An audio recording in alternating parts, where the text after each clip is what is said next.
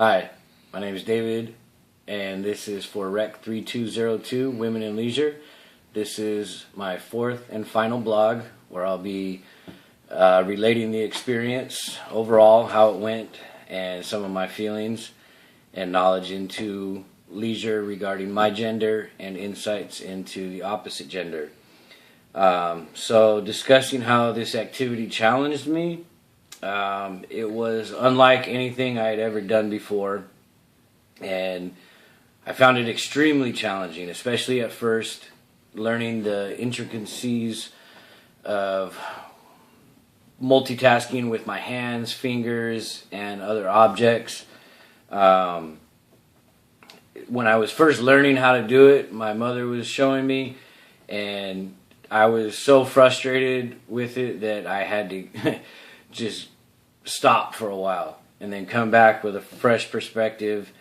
And along the way, it was nice to learn little ways that helped me as far as easing up on the tension, that made the holes bigger to be able to pull the yarn through.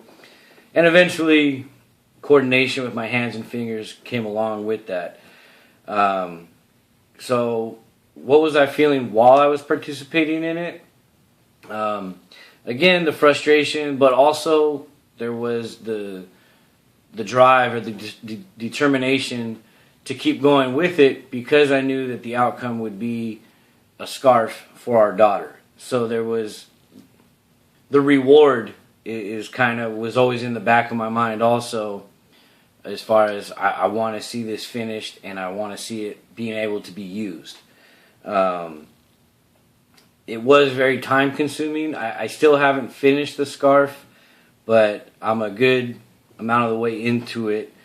And so as far as insights into leisure for my gender and the opposite gender, one thing I realized as far as leisure of typical male and female leisure time activities, I think back to when I was a kid and I used to build model cars and model planes. And I realized that was purely for my enjoyment. There was no functionality of what I was doing. I wasn't going to use these cars or model planes afterwards to actually do anything with them.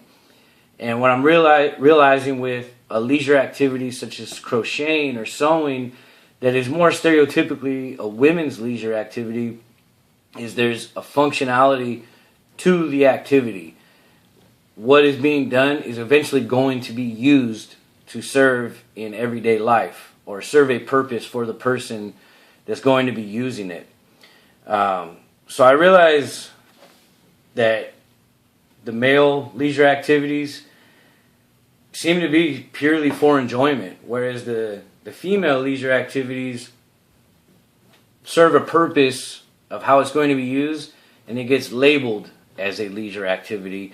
I remember in our reading that one of the passages says that activities like this, like crocheting, that were typically done by a woman, it's leisure also because you get to do it at home at your leisure. Well, I didn't find anything leisure about this activity.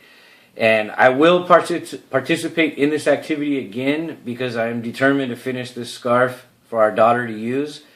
After that, honestly, I don't see myself engaging in this activity again, but we'll see. Thank you.